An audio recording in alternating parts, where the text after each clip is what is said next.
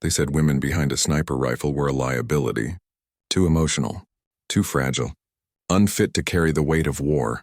That's what her commander wrote in my black ink on white paper. And those words slammed the door on her dream. But fate had other plans. Under a cold Afghan sky, that same commander's voice was now breaking through static, begging for help. The universe, it seems, doesn't forget. It just waits for the right night to prove people wrong. Her name was Sergeant First Class Talia Grant, 31 years old. Calm eyes, steady hands. Her rifle, a custom-built Remington 700, cold, precise, and deadly. And through her scope, she watched the same man who once told her, "You don't belong here." Now pinned down. Now calling out, "SOS! Need help!" The mountains around her were silent. The Hindu Kush, sharp and unforgiving. The kind of place where even the wind feels like an enemy. No radio chatter. No air support. Just a voice crying into nothing. And Talia, the only one close enough to hear it. Before we go deeper into this night that changed everything, let's rewind. Who was she? How did a woman once rejected by her own commanders become the only hope for 20 trapped Navy SEALs? Talia grew up in the wild high country of Montana. No cities, no noise, just the crack of the wind and the sound of a rifle. Her grandmother, Margaret Hale, taught her to shoot, not with strength, but with stillness. "Don't fight the world," Margaret said. "Let it slow down until the shot fires itself." Margaret wasn't just any grandmother. She was one of only 12 female snipers from a secret Korean War program, a story buried for decades, and from her, Talia inherited more than a weapon. She inherited a legacy. By her 20s, Talia was a star, top of her class in physics, 3-time national long-range champion. She could read the wind like it spoke her name. The Army took notice, sent her to sniper school at Fort Benning, and when others dropped out, she stayed. She didn't just pass. She walked out as distinguished honor graduate. Her instructors said she could see air. That's how good she was. Every gust, every angle she calculated without a single tool. Pure instinct, but no medal, no record could break the wall of prejudice she faced. Women can't handle Tier 1 operations. Women can't stay cold under pressure. They said all that. Until 2019. That's when Talia was deployed to the Dirac Valley, Afghanistan. 6 days of chaos, 17 confirmed kills, each one over 200 meters. She held her platoon together when everything else fell apart. And on the 6th day, she earned her call sign, Avenger. A bullet through tearing crosswinds, 1,623 meters, ending the life of the sniper who had already killed 2 Rangers. But even that victory couldn't silence the whispers. Her commander, Nathan Cole, the same man now trapped in the valley, wrote the words that nearly destroyed her career.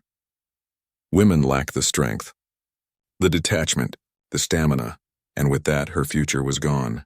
Her name blacklisted from every special unit. 3 years later, that same man's voice trembled through her headset. SEAL Team 7. Trident 301, requesting immediate support. His team surrounded. 2 already bleeding. Enemy fire raining down. Their own sniper dead. Mortars closing in. And Talia, the only one who could see them. The only one close enough to do anything. The irony was painful. The man who once said she didn't have the nerve to pull the trigger was now begging for someone to save him. And that someone was her. For a moment she hesitated. Her hand steady on the rifle, her heart a storm inside. She could wait. Let the quick reaction force arrive. Let karma handle it, but then a voice came through. A young SEAL, barely 22, crying for his mother. And that broke her. Talia took a deep breath. Whispered into the radio. "Overwatch Alpha Ridge, I've got eyes on your grid." Silence. Then a stunned reply. He knew that voice. Nathan Cole knew exactly who it was. As the freezing wind howled around her, Talia locked her eye on the scope. Wind speed, air density, temperature. She calculated it all, faster than she could breathe. Her hands never shook. Because this wasn't about revenge anymore. It was about duty. It was about saving lives. Through the scope, she found the first threat, a machine gun nest glowing faint on thermal, 47 meters away. Her lips moved silently. Elevation, wind drift, Coriolis. Everything her grandmother taught her. She squeezed the trigger. A thunderous crack split the night, and then silence. The gun went quiet. Her bullet hit home. One shot, one life saved.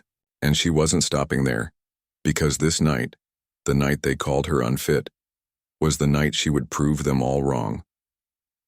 The valley went quiet. Even the wind seemed to pause, as if the mountains themselves were watching. One shot, one machine gun silenced. But Talia knew this was only the beginning. Over the radio she could hear disbelief. Voices rising, "Target down! It's a clean hit!" For a second, hope flickered, but then came the next sound, the dull thunk of a mortar tube loading. Her blood ran cold. Another round was about to fall, and right on top of them. She adjusted fast, eyes on thermal. A faint glow, a mortar team 620 meters away. The wind had changed, gusting harder now, 28 knots. Her lips moved in silence. Elevation 14 mils. Wind 6 left. Her grandmother's voice echoed in her mind. Feel the rhythm, Talia. Fire in the silence between gusts. She exhaled, squeezed. Another thunder crack. And then nothing, target down. Mortar silent, but with that shot, she was no longer invisible. The enemy saw the flash, and now she was the hunted. Tracer rounds hissed through the night sky, orange lines of death cutting toward her ridge. Rocks shattered beside her face. Dust filled her lungs. But she didn't flinch, didn't blink. She rolled 20 meters down the ridge, finding new cover behind jagged stone. The night screamed. But her mind stayed still. On the radio, Cole's voice returned, still trying to sound like a commander, but fear was cracking his words. 3 enemy positions. Sniper on the ridge. She cut him off. I see them. Through the thermal lens, she spotted him. The enemy sniper. A faint glow deep inside a cave. Range 230 meters, too far for a clean hit. Too much wind. Too risky.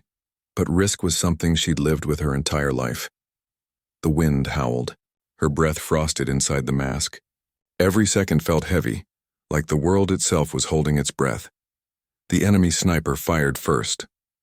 His shot smashed into the dirt near Cole's team. He chambered another round. That was his mistake. In that small second, Talia did the math in her head like instinct. 14 miles elevation. 6 left windage. Downslope angle. Her world shrank to the sound of her own breathing. She fired. 3 seconds of silence. Then at a faint flash, the heat signature disappeared. Hit confirmed.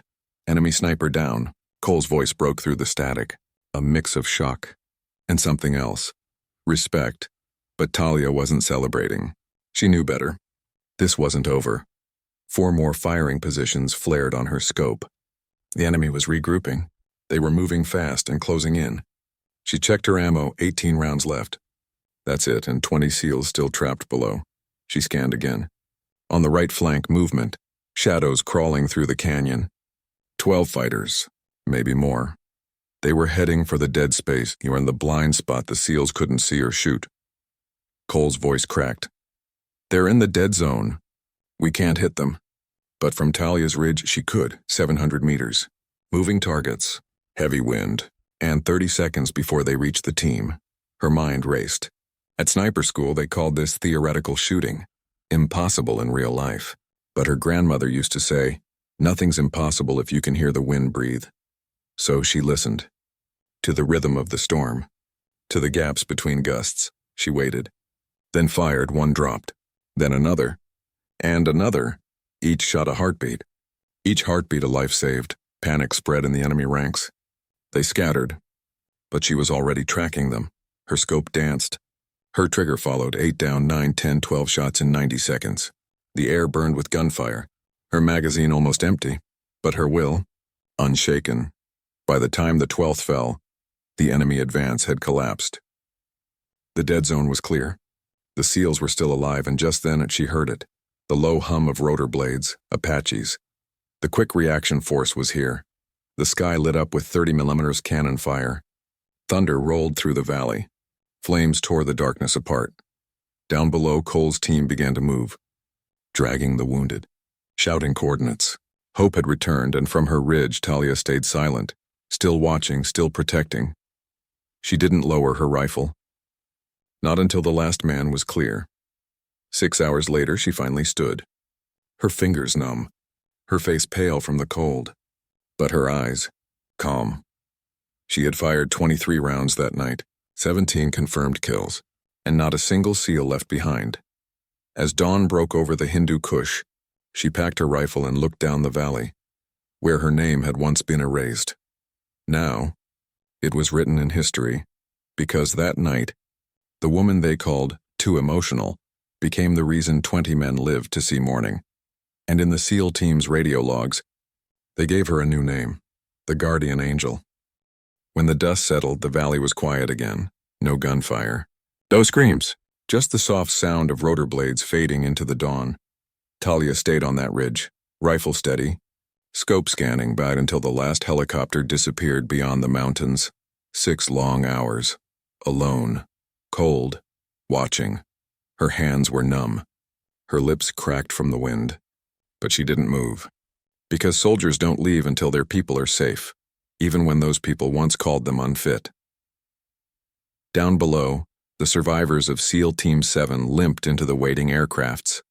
Every man alive, and because of her, Cole, the commander who wrote her off years ago, looked up toward the ridgeline. He couldn't see her face, but he knew. He whispered to his men, "She stayed for us." And someone answered softly, "She's still watching." 3 days later, her phone buzzed. An encrypted message from her CIA liaison. Short, cold. Message from Commander Cole. Classified document attached. Talia hesitated before opening it. Inside, his evaluation report. The same one that had destroyed her career. But this time it was different. Cole had rewritten every word. He admitted that his old judgment wasn't based on skill, but on prejudice. He wrote, Sergeant First Class Talia Grant demonstrated superior courage, skill, and composure under fire. Her actions directly saved the lives of 20 operators. Her gender does not define her ability.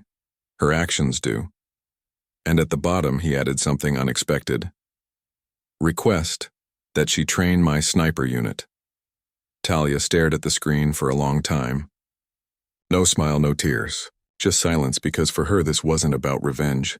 It was about justice. She didn't want his praise. She wanted change. So she declined the offer, but she accepted something far greater. Weeks later, she received another message. An invitation. SEAL Team 7 reunion. Location San Diego. Special guest Talia Grant. When she arrived, the entire room stood still. Men who once doubted her now stood in line to shake her hand. Cole walked up first, his uniform crisp, but his voice soft. Talia, he said quietly. I was wrong. He held out a plaque, steel and oak, polished to perfection, etched across the top. Honorary member, Trident 31, she ran her hand over the engraved words below, for the guardian angel who answered when no one else could. The same young SEAL, the one who cried for his mother that night, stood right beside him, alive, smiling because of her. There were no speeches, no cameras, just quiet respect, and for the first time in years Talia felt seen, not as a woman, not as a soldier, but as a warrior. Months passed, but her story didn't fade. Cole's revised report made its way to review boards across the Special Operations Command. Meetings were held, policies questioned, doors finally opened. By the end of that year, for the first time in history, female candidates were allowed into SEAL sniper training, and when asked why, Commander Nathan Cole said only one thing: because someone proved it could be done. The world didn't know her name. But every sniper who trained after her knew the story of the woman who fought the wind and won. Her single night on that ridge didn't just save 20 men, it shattered decades of doubt. Back home in Red Haven, Montana, Talia returned to her family's ranch. The same hills where she first learned to shoot. The same winds that shaped her aim. Now she trained others, soldiers, officers, law enforcement, teaching them not just how to pull a trigger, but how to stay calm when the world is falling apart. Above her desk, 2 things hung side by side. Her grandmother Margaret's Korean War medal and the Trident 31 plaque Cole gave her. 2 lifetimes. 2 legacies. 1 message, that greatness has no gender, and sometimes the people the world underestimates the most become the ones who save it. Years passed. Wars changed. New names filled the ranks, but one story still echoed through sniper schools around the world. The story of the woman who refused to stay silent. The woman who fought the wind and won. In the mountains of Montana, the mornings were quiet again. Frost on the grass, wind in the pines, and on a small wooden range behind her ranch, Talia Grant stood with a student, a young woman learning to shoot for the first time. The student struggled. Hands shaking, frustrated, Talia smiled softly. "Close your eyes," she said. "Take a breath. Don't fight the world. Let it slow down until the shot fires itself." Those were her grandmother's words, passed down, now passed forward, a legacy carried through generations, from Margaret Hale to Talia Grant to whoever came next, behind her. In her small training cabin hung 2 frames on one wall, a faded photo of Margaret in her Korean War uniform. On the other, the steel plaque from SEAL Team 7. Every morning the sunlight hit them both at once, old and new. 2 women, 2 wars, one unbreakable line of courage. Sometimes at night she'd stand outside under the stars, the same kind of sky she'd once fought beneath. Cold, endless, silent, and she'd think back to that night in the Hindu Kush, the static on the radio, the desperate voices, the young soldier crying for his mother. She could still hear it, still feel the pull of the trigger, the kick of the rifle, the silence after the shot. Those memories never really left, but she didn't want them to, because they reminded her why she fought in the first place. It wasn't for glory. It wasn't for revenge. It was for duty, for the people who believed no one was coming to save them, because that's who Talia was, the one who answered when the world went quiet. Her students used to ask her, "Ma'am, what's the hardest part about being a sniper?" She'd smile and say softly, "It's not the shooting. It's the waiting. It's holding your breath while everyone doubts you, and staying still long enough to prove them wrong." One night after class, a young trainee asked her something different. "Do you ever wish you could go back?" Talia looked out toward the mountains, the snow glowing under the moonlight. "No," she said. "I don't want to go back. I want them to move forward." And they did. Within a few years, 5 women graduated from SEAL sniper training. Each one carried her story in their hearts. The story of the guardian angel who once saved 20 men on a freezing ridge when no one else could. Talia's name was never printed on the front page. There were no parades, no medals pinned on her chest. But in every sniper classroom, her story became a lesson, not just about shooting, but about courage. Courage to stand your ground. Courage to do what's right, even when the world says you can't. And so her legend grew, not in shouts or headlines, but in whispers, told by soldiers in quiet corners, by instructors on firing ranges, and by every woman who ever picked up a rifle and refused to be underestimated, because that's how change really happens. Not all at once, not with noise, but with one person who decides enough is enough. As the sun set behind the Montana hills, Talia leaned her rifle against the fence, the same weapon that once echoed across the Hindu Kush. She looked up at the sky, took a deep breath and smiled. She didn't need to prove anything anymore. The world had already changed, and with that quiet, calm voice and the same one that once cut through gunfire, she whispered into the wind. "They said I couldn't do it, so I did."